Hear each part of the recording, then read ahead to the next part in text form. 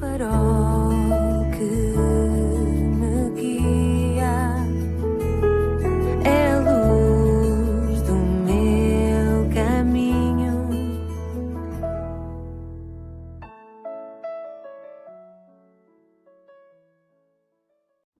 Sou o Carlos Oliveira e quero dar as boas-vindas ao programa Pedindo Luz na sua 130ª edição. O tema hoje é Não Desisto. Não desisto. Não desisto de expor aqui a verdade do Evangelho. Não desisto mesmo que tenha que a disputar, pois como o apóstolo Paulo possa expor e demonstrar o Evangelho. Faço com o mesmo afinco e com a mesma determinação que ele fazia. Acerca dele lemos em Atos 17. E Paulo, como tinha por costume, foi ter com eles e por 3 sábados disputou com eles sobre as Escrituras, expondo e demonstrando que convinha que o Cristo padecesse e ressuscitasse dos mortos. E este Jesus, que vos anuncio, dizia ele, é o Cristo. E alguns deles creram e juntaram-se com Paulo e Silas. Não desisto, porque como na experiência do apóstolo Paulo, que não desistiu, alguns creram e juntaram-se aos crentes. E eu vou continuar a procurar ajudar a salvar ainda mais alguns. Há quem ache ser inglório tal esforço perante a oposição e indiferença, mas os tais erram não conhecendo as Escrituras, nem o poder de Deus, segundo lemos em Mateus 22, 29. Como vemos na experiência de Paulo, há sempre quem se converta. As pessoas só não se convertem se não ouvirem, e só os realmente cristãos lhes podem falar. Olhando mais adiante neste texto, vemos na experiência do apóstolo Paulo em Atenas que o debate faz parte da natureza proclamadora do Evangelho da Graça de Deus. Neste mundo há somente 2 posições, a de Deus e o resto. E o verdadeiro crente deve assumir a posição de Deus, como Paulo fez em Atenas, ao pregar o Evangelho. O Evangelho continua incisivo, não perdendo a sua acutilância, quando o crente resolve ser ousadamente seu intérprete e seu arauto. Por isso não desisto. Erradamente, há até quem chega a usar incorretamente versículos das Escrituras, não manejando bem a palavra da verdade, procurando desencorajar a obra evangelística hoje, perante a indiferença e oposição das pessoas em geral. Esses até chegam a citar passagens descontextualizadas da atual dispensação da graça de Deus, como Mateus 7,6, que diz: não deis aos cães as coisas santas, nem deiteis aos porcos as vossas pérolas. Não aconteça que as pisem com os pés e voltando-se vos despedacem. Que se enquadra com Mateus 10, 13 e 14, que também diz: e se a casa for digna, deixa sobre ela a vossa paz. Mas, se a casa não for digna, torne para vós a vossa paz. E se ninguém vos receber, nem escutar as vossas palavras, saindo daquela casa ou cidade, sacudiu o pó dos vossos pés. Ora, estas instruções tinham a ver com a dispensação anterior, não com a dispensação atual da graça de Deus. Tinham a ver com a pregação do Evangelho do Reino e não com a pregação do Evangelho da graça de Deus no presente período da graça, proclamado pelo apóstolo Paulo, a quem foi dada a dispensação da graça de Deus. Hoje é dia da graça, de manifestação de pura graça. O Evangelho da graça, tal como a palavra graça indica hoje, é endereçado a pessoas indignas e não a pessoas dignas. As instruções de Paulo à Igreja, ao Corpo de Cristo, são muito claras em Tito 9. Retendo firme a fiel palavra que é conforme a doutrina, para que seja poderoso, tanto para admoestar com a sã doutrina, como para convencer os contradizentes. É esta hoje a tónica, convencer os contradizentes. A tónica hoje não é desistir dos resistentes, mas convencer até os contradizentes. Não é voltar-lhes as costas, sacudindo os pés, abandonando-os, como acontecia na dispensação anterior. Portanto, meus amados irmãos, disse Paulo, sede firmes e constantes, sempre abundantes na obra do Senhor, sabendo que o vosso trabalho não é vão no Senhor. 1 Coríntios 15, 58. Por isso, como Paulo, não desisto. Por isso continuo a disputar, orando para que tu mesmo, que me ouves, se porventura ainda não te converteste, te venhas a salvar. A apologética, no grego, é uma palavra que quer dizer defesa verbal, discurso em defesa. Em suma, tratando-se da verdade do Evangelho, a defesa cristã do cristianismo contra as objeções que os epicureus e estoicos do nosso tempo lhe fazem, como vemos em Atos 17 a 18. Um bom exemplo de apologética cristã é a pregação que está registada de Paulo em Atos 17, 22 a 34. Paulo foi um evangelista modelo, exemplo, que deve ser seguido, como vemos em 1 Coríntios 9, 19 a 23.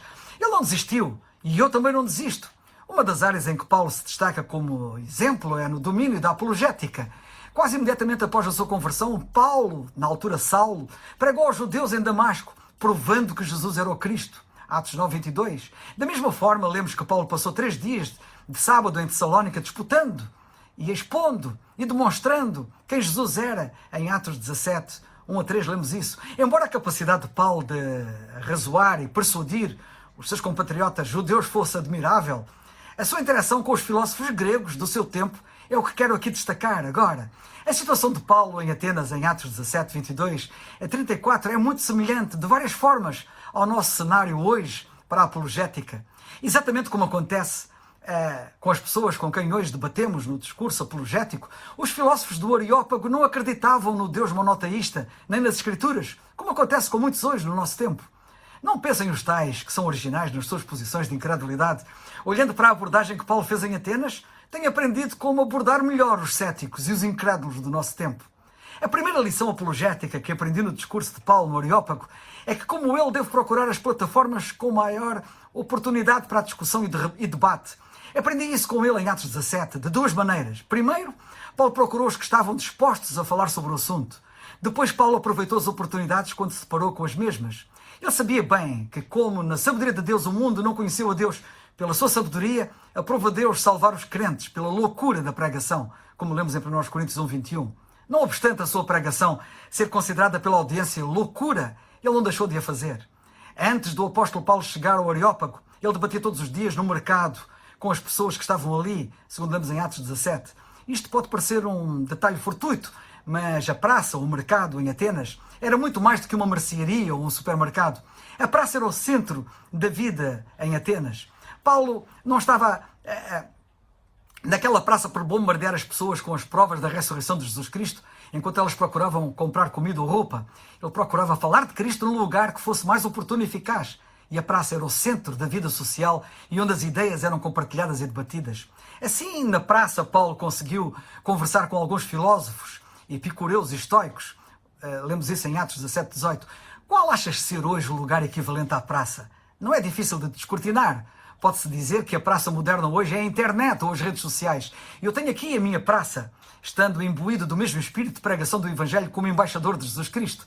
Não desisto de me fazer presente nas praças deste mundo para falar de Cristo. Consigo encontrar sempre a minha praça onde posso sempre tentar iniciar uma conversa sobre o cristianismo com pessoas que demonstrem estar interessadas, aqui ou noutro lugar qualquer.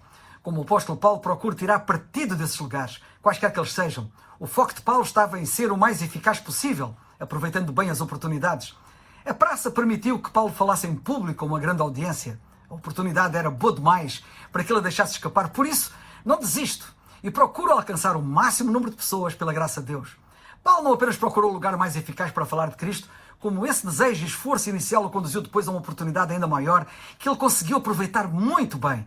A narrativa de Atos diz que por causa da conversa de Paulo na praça, ele foi convidado a falar seguidamente no Areópago, onde todos os atenienses e os estrangeiros residentes ali de nenhuma outra coisa se ocupavam senão de dizer e ouvir alguma novidade, como lemos em Atos 17, 21. Paulo tinha acertado em cheio no local para aumentar as suas oportunidades de ser apologético. Ele conseguiu proclamar a verdade do Evangelho às pessoas que estavam interessadas em ouvir aquilo que ele tinha a dizer. E eu também não desisto, pois continua a haver muitos curiosos.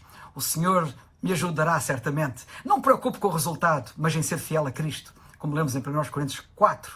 No caso desta experiência de Paulo, é curioso vermos que sobre os seus interlocutores diretos, lemos eles terem-lhe dito isto. Acerca disso te ouviremos outra vez, Paulo. Tem sido também esta atitude de alguns nesta minha própria experiência. No entanto, e isto é muito importante, pois tinham sido muitos os que o viram, lemos assim: todavia, chegando alguns varões a ele, creram, entre os quais foi Dionísio, Areopagita, e uma mulher por nome Damaris, e com eles outros. Lemos isto no versículo 34 de Atos 17. Oh, como eu oro para que também tu creias, se porventura ainda não creste. Diz a Bíblia: crê no Senhor Jesus Cristo e serás salvo. Atos 16, 31. É o farol